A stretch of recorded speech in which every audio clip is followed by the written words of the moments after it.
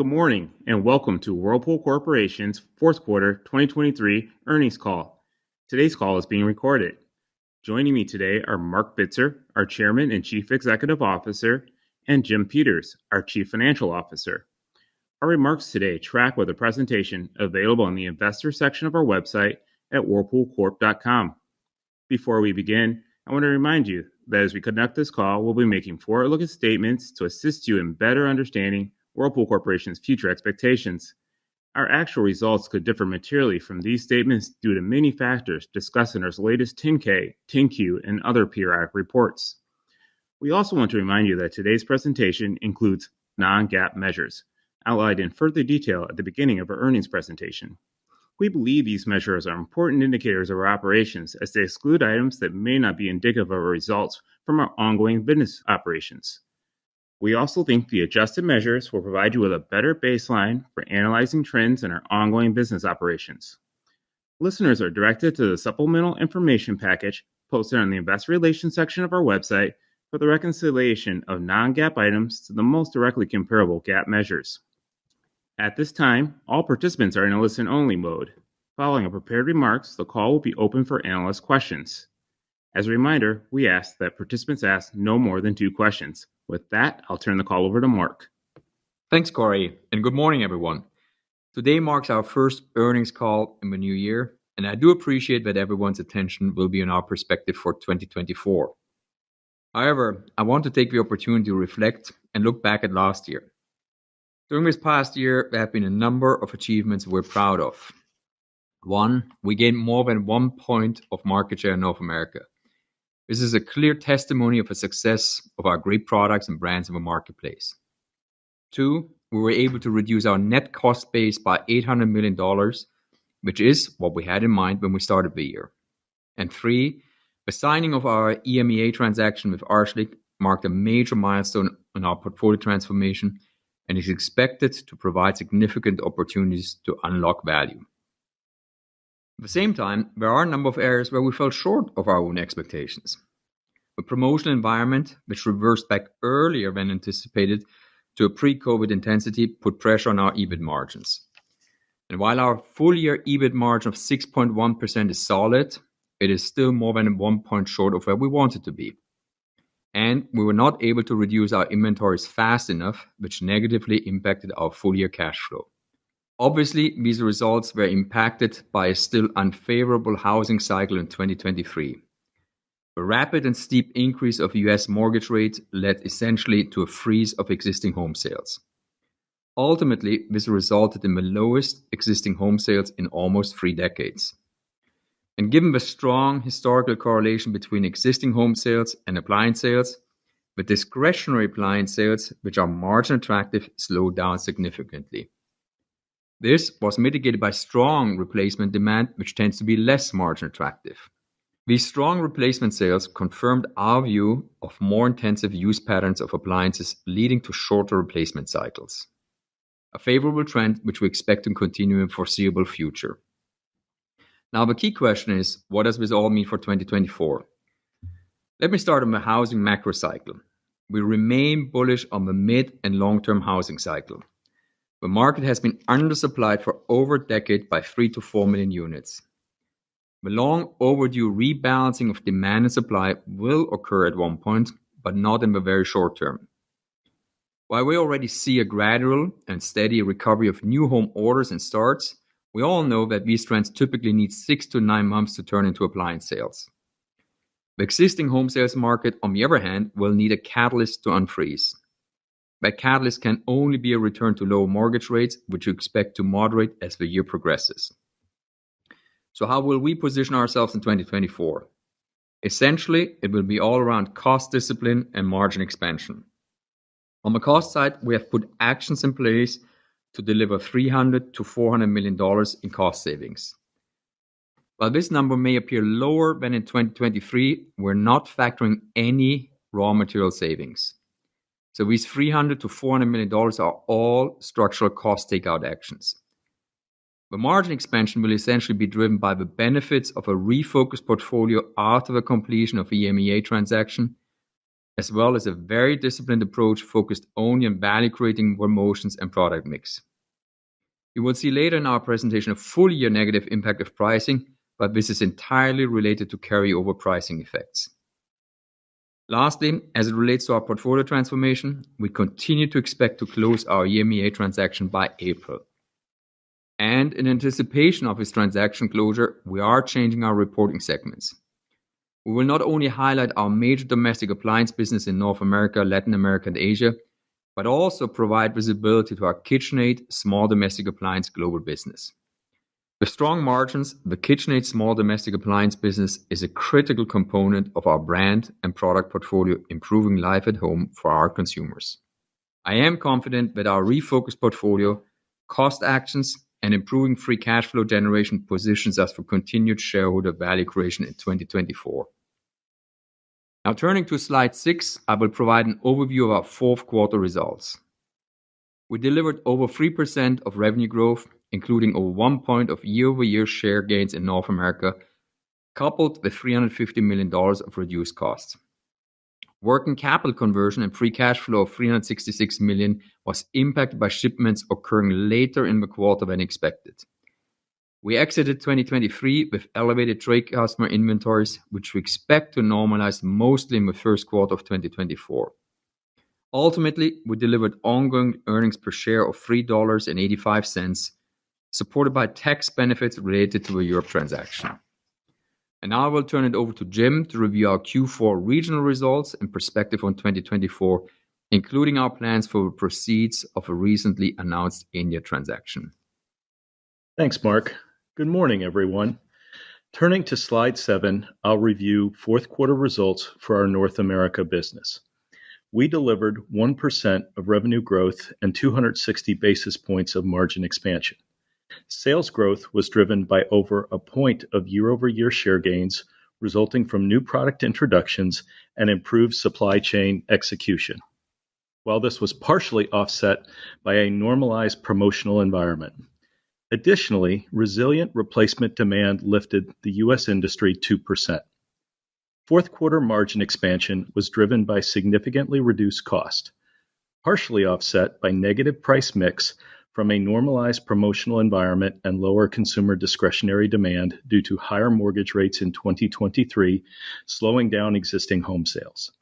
Overall, the region delivered 8.4% margins for the quarter. Turning to slide 8, I'll review our results for our Europe, Middle East, and Africa business.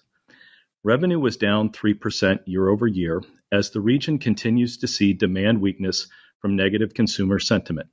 Strong cost takeout actions and held-for-sale accounting benefits drove nearly 400 basis points of margin expansion year over year to approximately 3%. We continue to expect the Europe transaction to close by April 2024, and later in the call, I will provide additional insights into the expected impact to our 2024 guidance and free cash flows. Turning to slide 9, I'll review the results for our Latin America business. With strong industry demand throughout the region and share gains in Brazil, net sales, excluding currency, increased to approximately 13%. Overall, the region delivered solid EBIT margins of 6%.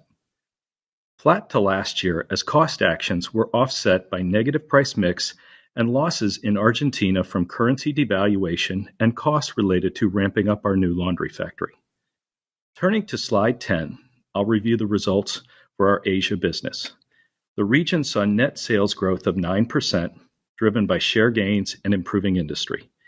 EBIT margins of 1.3% with cost takeout actions more than offset by negative price mix. As you may have seen, we recently announced our intention to sell up to 24% of Whirlpool India's outstanding shares, while retaining a majority interest. We truly believe in the long-term trajectory of India. It is one of the strongest growth opportunities for Whirlpool. Whirlpool of India's long-term outlook for growth and margins are both in the high single digits, making India very attractive to operate in. At the same time, this financial profile has created a very strong local public market valuation. Turning to slide 12, I will review our 2024 guidance, which includes the Europe major domestic appliance business only for the first quarter of the year. We have provided a reset baseline for 2023 results, excluding our Europe major domestic appliance business from Q2 through Q4 of 2023. The reset baseline excludes approximately $2.6 billion net sales and approximately $33 million of EBIT, creating a like-for-like comparison for 2024. On a like-for-like basis, 2023 net sales were approximately $16.9 billion, with ongoing EBIT margin of 6.8%. We expect flat 2024 net sales, including $700 million of sales from the Amana major domestic appliance business in Q1, and flat EBIT margin year over year on a like-for-like basis. We expect 2024 free cash flow of $550 to $650 million, a 50 to 75% increase driven by improved earnings and working capital reduction. We expect full-year ongoing earnings per share of $13 to $15, including an adjusted effective tax rate of 0%, an increase compared to 2023, which impacts 2024 earnings per share by approximately $1. Turning to slide 13, we show the drivers of our full-year 6.8% ongoing EBIT margin guidance. We expect a negative impact of 150 to 175 basis points from price mix. This reflects the first half of 2024 carryover effect as the promotional environment normalized in the second half of 2023. We also expect continuing softer mix and discretionary demand in the first half of 2024 from historically low existing home sales, partially offset by new product introductions. As we drive further reductions to our cost structure, we expect approximately 175 basis points of net cost margin benefit from $300 to $400 million of cost takeout actions. We expect minimal to no impact to EBIT margins from raw materials this year based on recent commodity trends and executed supply agreements. We plan to continue a strong cadence of new product introductions with investments in marketing and technology, impacting margins by approximately 25 basis points. Finally, we expect our portfolio transformation to provide approximately 75 basis points of margin improvement as we contribute the margin-dilutive European major domestic appliance business to the newly formed company. On slide 14, I will provide context on our significant cost takeout opportunity. We experienced unprecedented cost inflation of approximately $2.5 billion in 2021 and 2022. In 2023, we were able to drive $800 million of cost takeout, which is a significant step in resetting our cost structure. We expect to further reduce our costs by $300 to $400 million this year. 2024 will benefit from $100 million of cost actions taken last year. We expect $100 to $200 million of additional cost takeout with our manufacturing and supply chain operations benefiting from ongoing productivity initiatives and reduced complexity as we enter 2024. And we also expect $100 million of second-half benefit as our ongoing portfolio transformation allows us to simplify our organizational operating model. Turning to slide 15, I will introduce our new segment reporting structure effective January 1st, 2024. We have updated our reporting structure with the anticipated closure of the Europe transaction. Our regional operating segments historically included the results of our KitchenAid small domestic appliance business in the geographical regions they operated in. We will now only report the major domestic appliance businesses within their respective regions. We will now report our global KitchenAid small domestic appliance business, also known as SDA, as a separate segment. This business has an iconic brand and premium products with a reputation for performance and quality, perfectly fitting our vision of being the best kitchen and laundry company. We will continue to have strong brand synergies between the small domestic appliance and major domestic appliance product portfolio. The regional MDA businesses will have margin profiles 30 to 40 basis points lower than the previously reported figures due to SDA reporting as its own segment. On our investor relations website and yesterday's 8K, We have provided recast quarterly results for 2021 through the third quarter of 2023, reflecting our $1 billion SDA business with its strong 15% plus margins. Turning to slide 16, I will review our new segment guidance. Starting with industry demand, we expect a dynamic global industry to be flat to up 2%. We expect to see similar demand trends in the U.S. that we saw in the second half of 2023, with resilient replacement demand creating a solid footing for industry volumes and consumer discretionary demand continuing to be impacted by elevated mortgage rates driving down existing home sales. Overall, we expect MDA North America to be flat to slightly positive, as well as we expect the MDA Latin America industry to also be flat to slightly positive. India has one of the fastest growth rates globally, and we expect MDA Asia industry volumes to accelerate by 4 to 6%. While we expect the SDA global industry to be up 2 to 4%, we want to preface this guidance with the fact that KitchenAid is largely present in the premium segment and also not in all SDA categories. Finally, we expect demand contraction of negative 8 to 6% in the first quarter for MDA Europe from continued negative consumer sentiment.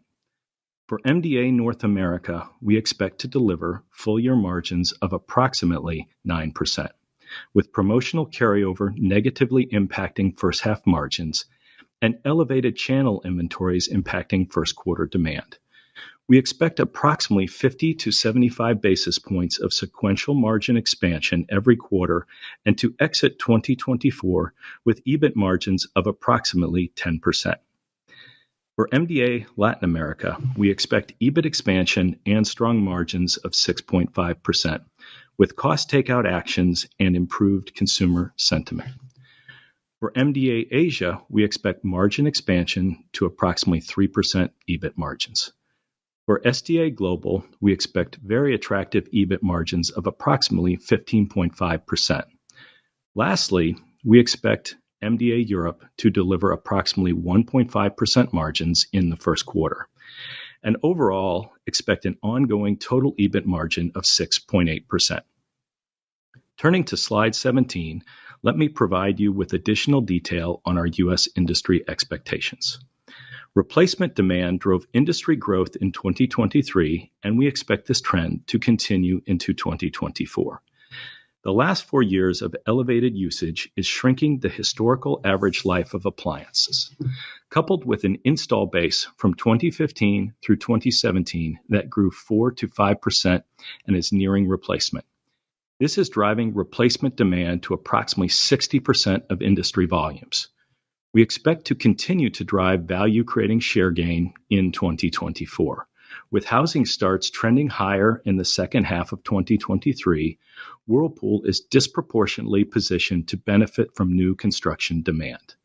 Forecasts for 2024 are calling for low to mid-single-digit growth in housing starts, most likely benefiting Whirlpool in the second half of 2024 or early 2025. For every 5% increase in new construction, we could see approximately $100 million impact with our leading builder share. Finally, discretionary demand, which accounts for approximately 25% of total industry volumes, is driven by existing home sales, which are coming off their worst year since 1995 and are expected to improve in the back half of 2024 as interest rates moderate. Turning to slide 18, I will share further perspective on 2024.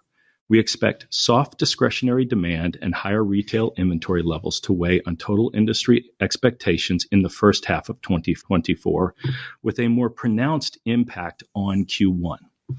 We expect 2024 promotional activity to be at similar levels as the second half of 2023, creating a margin headwind to the first half of the year.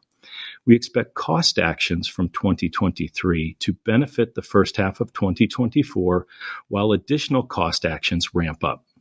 Additionally, the demand and earnings seasonality of our SDA global business varies from our major domestic appliance business. It delivers approximately 75% of its demand and profitability in the second half of every year. with consumers favoring small domestic appliances as gifts and increased baking activities in the fall and holiday season. Overall, we expect to deliver approximately 35 to 40% of our earnings in the first half of the year. Turning to slide 19, I will provide the drivers of our free cash flow guidance. We expect improved cash earnings of approximately $1.1 to $1.2 billion. We expect approximately $600 million of capital expenditures as we continue to invest in our products and fund organic growth, including our plans to launch over 100 new products in 2024. We plan to improve our working capital conversion by approximately $100 million, largely through inventory reductions. We expect approximately $50 million of restructuring cash outlays related to previously executed actions and complexity reduction with our simplified organizational model after the Europe transaction. Overall, we expect to deliver free cash flow of $550 to $650 million, or approximately 3.5% of net sales, including approximately $200 to $300 million of cash consumption for MDA Europe business operations prior to the closure and one-time charges. Turning to slide 20, I will review how we are well positioned to deliver our 2024 capital allocation priorities. We have a solid balance sheet with $1.6 billion of cash on hand, coupled with $550 to $650 million of 2024 expected free cash flows, plus anticipated $400 to $500 million of proceeds from asset sales. As we previously announced our intention to sell a portion of our interest in Whirlpool of India and recently signed an agreement to divest of our Brastemp branded water filtration business in Brazil. As you can see, we are well positioned to deliver our clear capital allocation priorities for 2024. Last year marked the 68th consecutive year of steady or increasing dividends from Whirlpool. Subject to board approval, we expect to pay dividends of approximately $400 million. We are committed to maintaining our strong investment-grade credit rating and reducing our debt by at least an additional $500 million. We expect limited share buybacks to offset share dilution. Finally, we are committed to funding innovation and growth with capital expenditures plus research and development of approximately 6% of net sales. Turning to slide 21, you can see our commitment to deleveraging our balance sheet. As a reminder, in 2022, with the acquisition of the value-creating InSinkErator business, we increased our debt by $2.5 billion in term loans. Compared to 2022, we expect at least $1 billion of debt reduction by the end of this year. With the combination of strong free cash flows expected in 2025 in the first full year following the close of the Europe transaction, and our product innovations delivering earnings expansion, and beginning to realize the free cash flow benefits of our adjusted effective tax rate, we are confident in our ability to further reduce our net debt leverage to approximately 2 times by 2026. Now I will turn the call back over to Mark. Thanks, Jim. Turning to slide 23, let me provide an update on our Europe transaction. As I mentioned in our third quarter earnings call, we passed major regulatory milestones with the approvals from the European Commission, Germany, Austria, and China. The UK's Competition and Market Authority is in the process of conducting a Phase 2 review of a transaction. We are continuing a constructive dialogue with the CMA about the newly formed company that will benefit consumers. And we continue to expect the transaction will close by April. Turning to slide 24, let me recap what you heard today. We will further improve our cost structure and are confident in our ability to deliver $300 to $400 million of cost takeout. Our portfolio transformation to a higher growth, higher margin business continues to progress. The Europe transaction will meaningfully accelerate our structural free cash flows by approximately $200 to $300 million in 2025. We have clear capital allocation priorities, including strong dividends and reducing debt leverage, supported by a flexible balance sheet with $1.6 billion cash on hand, along with strong 2024 cash generation. We're confident in the trajectory of our business and our portfolio transformation to deliver sustained shareholder returns. Finally, I will close on slide 25 with an invitation to join us at our 2024 Investor Day on February 27th at the New York Stock Exchange. We look forward to hosting our first Investor Day since 2019, and we plan to review how our portfolio transformation is creating a very different Whirlpool, positioning us towards higher growth and higher margin business. We're excited to review our growth and margin expansion opportunities for our MDA North America business. We will highlight the rich history of our premium KitchenAid SDA business, in addition to introducing the remainder of our 2026 value creation goals. We hope to see you there. Now we will end our formal remarks and open it up for questions. At this time, I would like to remind everyone, in order to ask a question, press star, then the number 1 on your telephone keypad. Your first question comes from a line of Sam Darkatsh from Raymond James. Your line is open. Good morning, Mark. Good morning, Jim. How are you? Good morning, Sam. Two questions. The first around the raw material assumption, and the second question will be around North America major appliance margins. So first around raw materials, so you're saying it's going to be neutral on a year-on-year basis. Obviously, we can see that cold rolled steel is up meaningfully of late and on a year-on-year basis. So how much of your steel spend is on contract this year, and is there an assumption that steel prices fall from here baked into your guidance, or what sort of offsets are there to steel? Just help reconcile what we're seeing in the markets versus what you're seeing on your RMI. So Sam, it's Mark. Let me first maybe take the raw material question, and then we can come to the non-margin question. First of all, I know you're well aware, but more for the broader audience, our number one raw material by steel, number two is resins in all forms, and then it kind of splits up in smaller elements. As you know, in 23, we got a tailwind from raw materials, and right now we're guiding pretty much for almost no effect of this one. Raw material, again, as I mentioned, steel is the number one driver. And you don't have formal hedging contracts with steel. You basically have contract with individual steel suppliers, which are regional, and they typically are on an annual basis, certainly for US, less so in Latin America, but also in Europe, you have pretty much annual contracts. These annual contracts, and that's why we have a very high degree of confidence in raw material assumption, they are largely locked in now.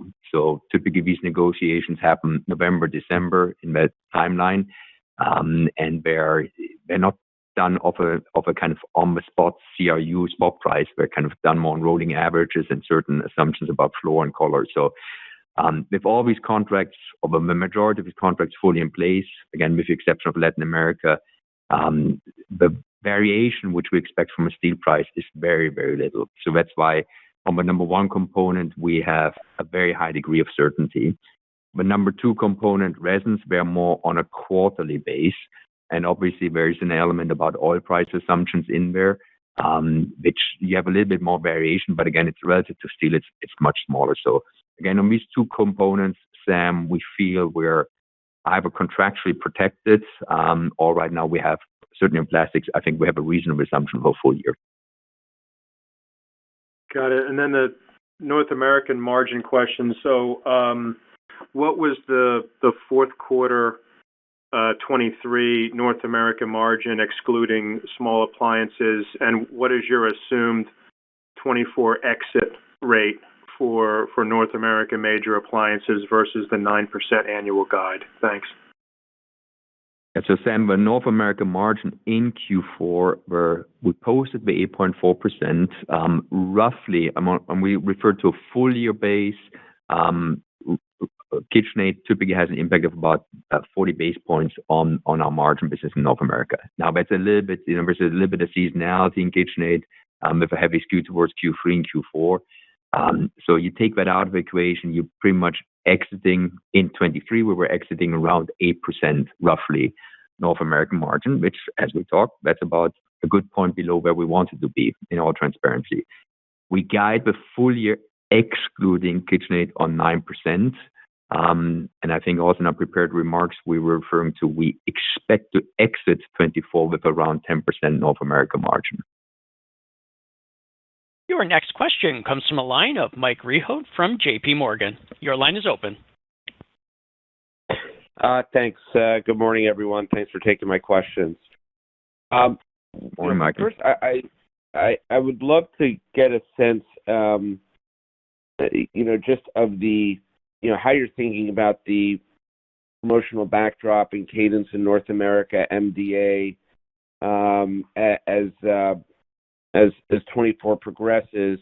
I know that you kind of highlighted that on a consolidated basis. You expect price mix to be negative in the first half and flat in the back half.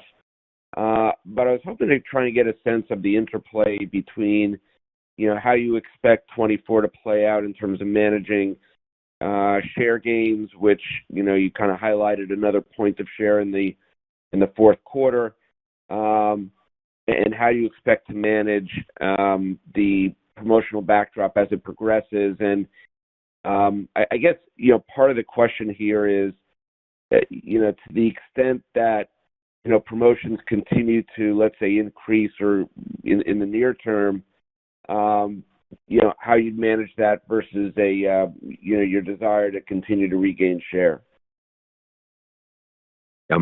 Michael, it's Mark. So let me try to address it. Let me first take a little bit of the Q4 in the rear mirror on North America, because I think that highlights a lot of the challenges and opportunities which we have. And then as much as we can talk, I can give you a broader direction on 24.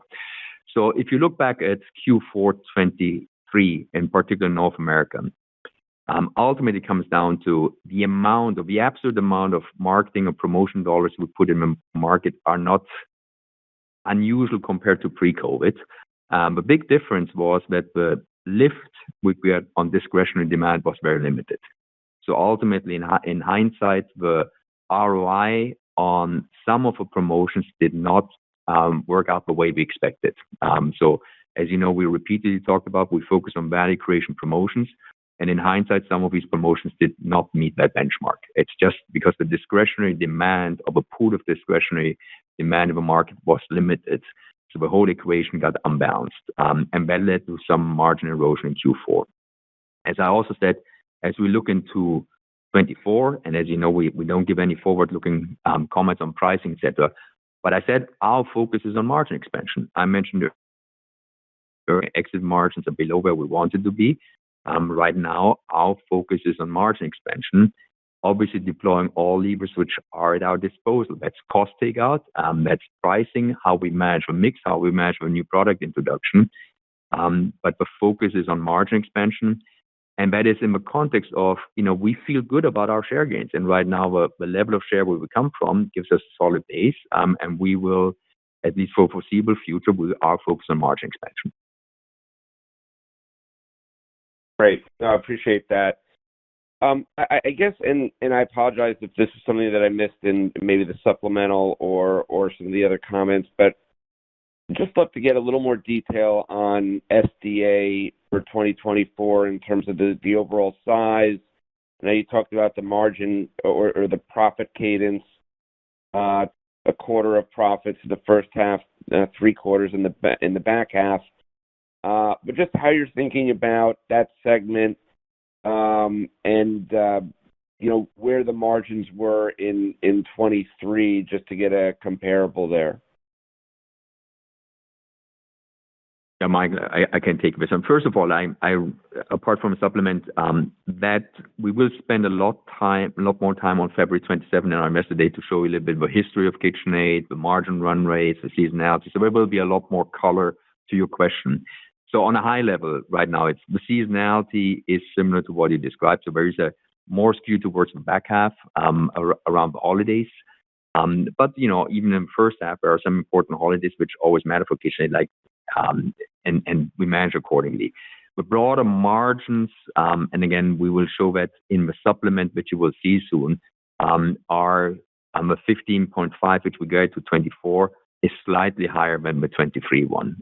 But even if I look at a multi-year KitchenAid SDA margin, it typically hovers around 15% EBIT. So it's a very solid and margin accretive business for us, which of course we want to grow significantly more going forward.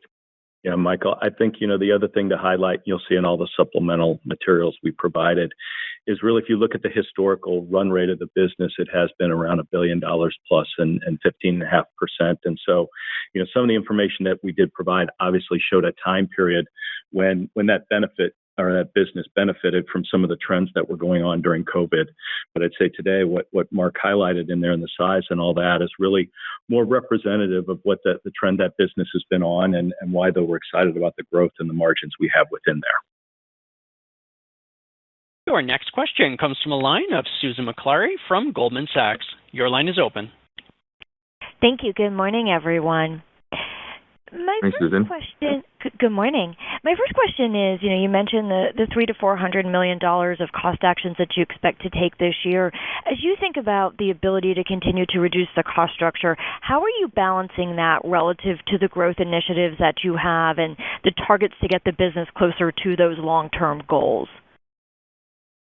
Yeah, Susan. So this is Jim. And I think the thing you've got to look at there is, as we talk about the cost takeout, is, you saw this year to begin with, we significantly invested in technology and engineering and in our products. And you saw that in our overall walk.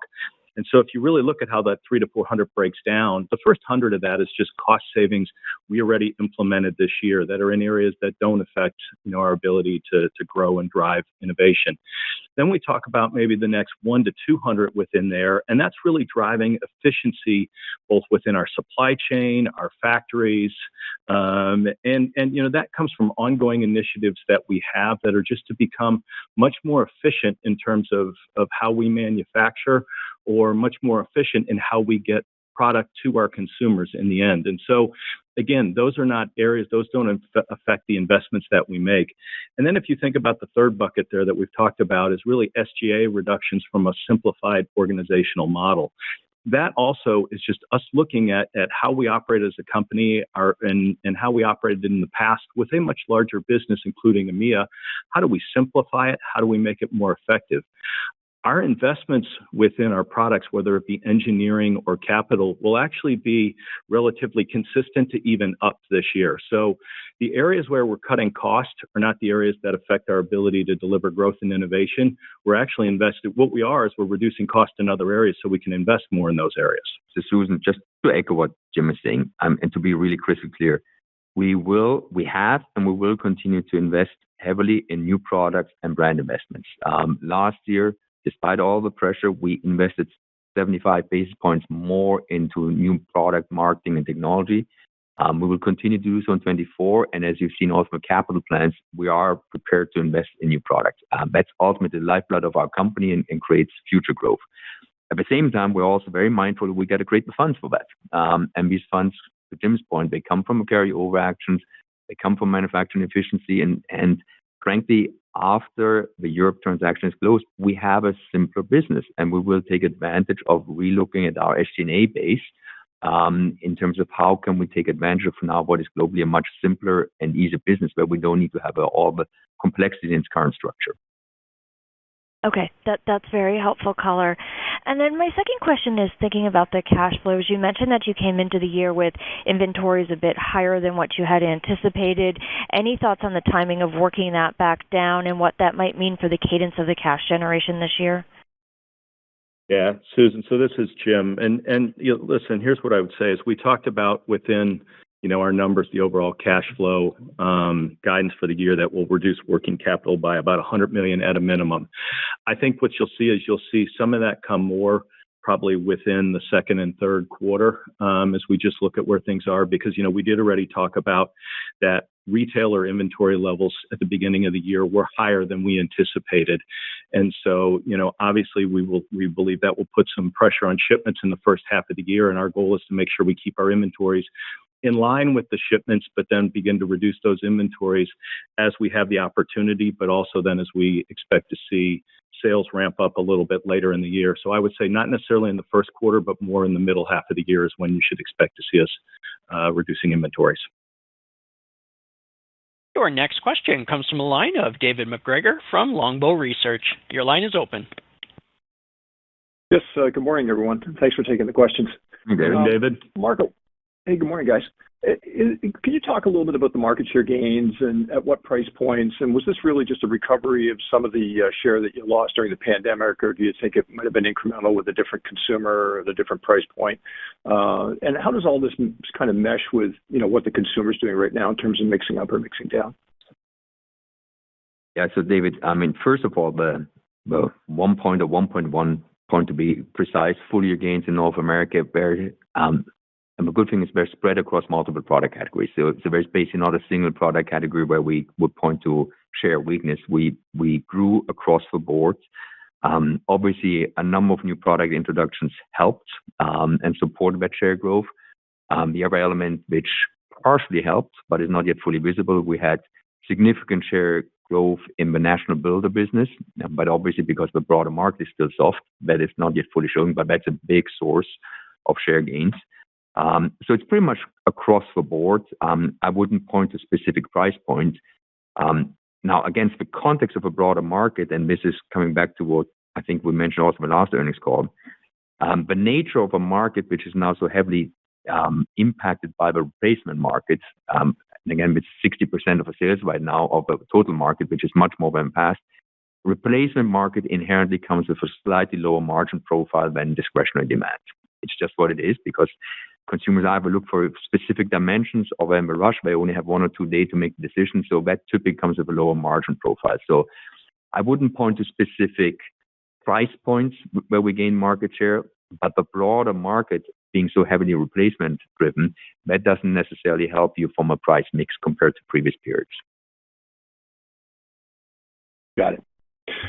Thanks for that. And then just as a follow-up, I want to go back to the 300 to 400 million cost reductions. I guess my question is really clarification. This is a net number, right? It's net of any inflation in your non-raw material variable costs and fixed costs. In other words, your gross number is a bigger number. Yes, this is a net number, like we always put on the net cost line. And so again, yeah, it takes more in gross actions to get to this number, as we have to offset inflation in certain areas, and especially in some of our higher growth, emerging markets outside the U.S. But this is a net 300 to 400 million. Your next question comes from a line of Mike Dahl from RBC Capital Markets. Your line is open. Morning. Thanks for taking my questions. Morning, Michael. Just follow up on the inventory comments. When you look at where retail inventory ended up, I guess two-part question. Is there any specific category that saw outsized inventory growth that you need to now work down? And then do you think Whirlpool was effectively in line with the industry as far as the inventory build? Is that kind of a Whirlpool specific comment? Is that an industry comment? How do you think you shake out versus the market in terms of where inventory position ended the year? Yeah. So, Michael, I'll start here and I'll let Mark kind of add a little bit of color to it. But, I would say to begin with, across categories, I can't say that I could call out and differentiate any one category where it's significantly different. Again, as we kind of got through the year end, saw through where sell-through was from a holiday perspective.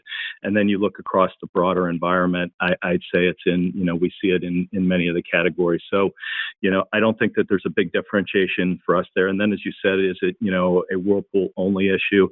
I think no, as you look across the entire industry and you look across the retailers right now, this is not a Whirlpool only issue. And, again, as you've seen, many of our competitors have already started talking about things. You're hearing a similar story out there, that everyone is seeing a retail environment that seems to have, higher levels of inventory in than expected. So just based on at least information out in the public, I don't believe that it's a problem that disproportionately affects us. And Michael, maybe just give you a little bit more color, and coming back to what I mentioned before, is essentially when you look back at Q4 North America, the industry sell-through was softer than most people expected. Okay, and that comes back to the amount of discretionary demand out there was not as high as people expected. That led to both the return on investment on market promotions was just not attractive, and two, it also led to higher inventories of the retailers relative to what we had in mind in industry sell-through. As Jim mentioned earlier, I think that will impact somewhat the industry shipments in Q1 and maybe to a lesser extent Q2. From everything, and of course we don't have precise sell-out data from competitors, but from everything which we see from a broader industry, it certainly was not a Whirlpool-specific issue. This was across the board, and right now it just means a little bit an inventory overhang as we enter the industry in Q1, but again, that will be worked through.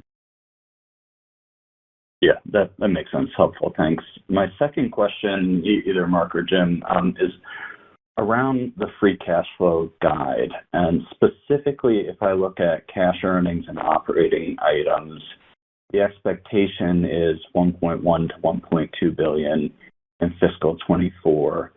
You're expecting EBIT to be about flat at $1.15 billion. On that number, you did $910 million of cash earnings in 2023. It seems like your interest expense is unchanged year on year. Your cash tax is unchanged year on year. And so if your EBIT is unchanged year on year, what is the actual bridge in terms of which items are getting you to a higher cash earnings number in 24, higher cash earnings conversion relative to your EBIT? So Michael, this is Jim, and really there's two components that go into that line. It's your actual earnings, which, as you pointed out, are relatively flat, and that does make sense. And then the other one that's always hard from the outside to really kind of look at is that we have a lot of other operating accounts that are on our balance sheet, such as accruals for promotional spend, such as accruals for employee compensation in other areas. And actually, when we look at the end of this year versus the end of 2023 versus the end of 2022, what we saw is that because 2022 was a really strong year, you had a lot higher payouts on some of those areas within the beginning of 2023 that negatively affects cash.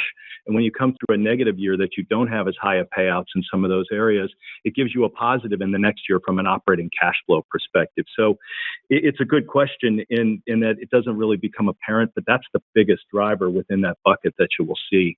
Then also throughout the year, there are just some non-cash items that affect that, differently here and there. But that's the biggest driver is the changes in those other types of accruals that don't necessarily sit in working capital. Your next question comes from a line of Jason Haas from Bank of America. Your line is open. Hey, good morning, and thanks for taking my questions. I'm curious if you could talk about what impacts, if any, you've seen from the disruptions in the Red Sea and just global container costs starting to increase here. Yeah, Jason, it's Mark. So obviously, in particular with our heavy footprint on the Americas, the impact for Americas is less. Yes, there's some, it impacts a little bit some of the East Coast shipments, not so much in cost, more in time. So there's a 1 or 2 week later time. It could and will start impacting the European business. Right now, we're still in pretty good shape for Europe, but obviously that brings uncertainty more on the European supply chain to a much, much less extent of the North America supply chain. The container costs have been so far pretty stable for us. Again, also put in that context, where it came from excessively high rates in the COVID and post-COVID environment and now to more normalized rates. And the broader impact of the mix is limited. Keep also in mind, compared to any of our competitors, we are much more North America and America's production based. So relatively speaking, the container cost impact us a whole lot less than most of our competitors. Got it. Thank you. And then as a follow-up question, I'm curious if you could remind us what your sourcing exposure is to China, and if you had any thoughts on if we were to see higher tariffs placed on China, what would be the impact to your business and the industry overall? Yeah. So Jason, I mean, first of all, we're split into two pieces. There's finished products and there's components. On finished products, our exposure is relatively small. We import microwave food combination and some refrigerators into the Americas and into Europe, and some dishwashers also into Europe. So on finished products, it's actually, frankly, in particular Americas, not a very big number. Components, in particular in electronics, you have exposure, like everybody else, to China or broader Asia, I would say, because it's not just China, it's also Vietnam, Thailand, etc. Again, back to my earlier comments, in the competitive landscape, we're by a long shot the least exposed to China. And it's just because of our historic strong footprint in the Americas, our focus on producing in the Americas and sourcing in the Americas, except for electronics, where you just have a limited supply base in the Americas. Your final question comes from the line of Eric Bassard from Cleveland Research. Your line is open. Thanks. Two questions. I'll give them both to you. The first is the other half of the free cash flow question. I understand the bridge within the cash earnings. Can you just give us a little bit of context of the 200 to 300 million Europe cash usage that is alluded to in that slide? I just don't exactly know where that fits within the moving pieces.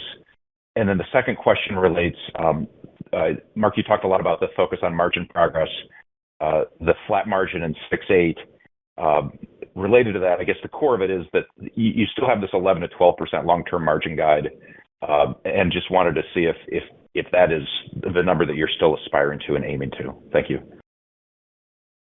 Yeah. So Eric, this is Jim, and I'll start with your first question there on EMEA. And typically, if you'd looked within a full year, EMEA over some of the past years has consumed around 200 million of cash, and whether it's due to restructuring, it's due to some legacy liabilities, and that, or it's due to the operations of the business. Now, as we look to close the transaction, in the first quarter of the year, typically that negative cash flow actually did occur much earlier in the year, and then they would gain cash throughout the year. So to begin with, they start the year with a negative cash flow as they begin to build some working capital. The second piece of that, though, that comes along with it is that also within there, we have some various working capital financing type of programs that are related to accounts receivable and other things that we will unwind as we do this transaction. And then as we contribute this, this business to the new company, there will be other things that might exist within there. But there are just some things we need to unwind as we go through the process. So right now,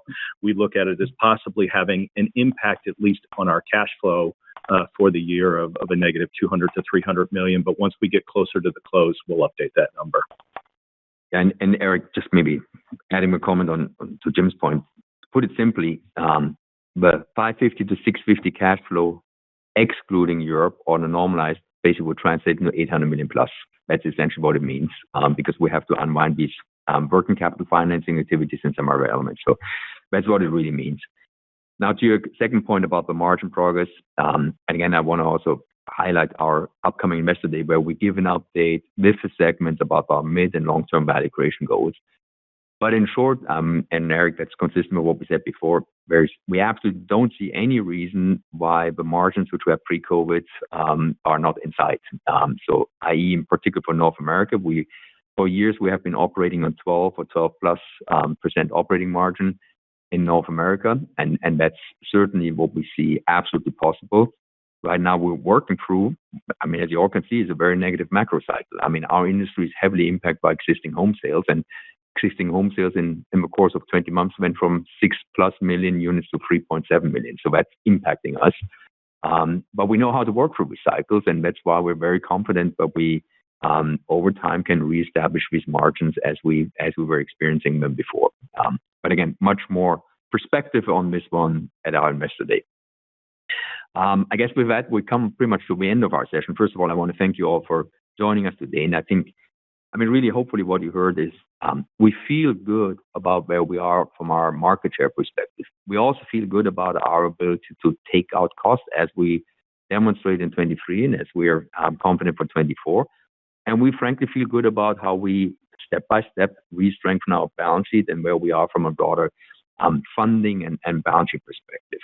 I think all these elements set us up very well for working through a macro cycle, which we all see that's certainly going to impact the industry negatively in Q1 and probably also to some extent in Q2. But again, we come from a very strong platform. We know how to work through these cycles, and we have, I think, the right actions in place to, particularly also once you look at the back half of 24, have a very attractive business.